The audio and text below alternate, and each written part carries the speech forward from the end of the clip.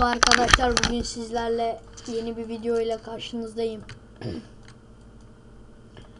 Size nasıl video, yani sesli video çekilir onu göstereceğim arkadaşlar.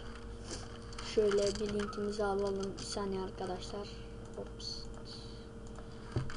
Çok korkunç yazalım. Arkadaşlar neden soruyorsanız başka sayfalarda habire site açıyorsunuz diye arkadaşlar.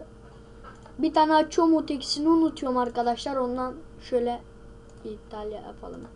Şu gördüğünüz arkadaşlar Fresh Trend Video Capture 1.2'yi indireceğiz arkadaşlar. Gezginlerden indirseniz daha iyi olur. Evet arkadaşlar, buraya basıyorsunuz. Tamam diyorsunuz. Bende olduğu için yapmayacağım arkadaşlar. Beni izlediğiniz için teşekkür ederim. Abone olmayı unutmayın.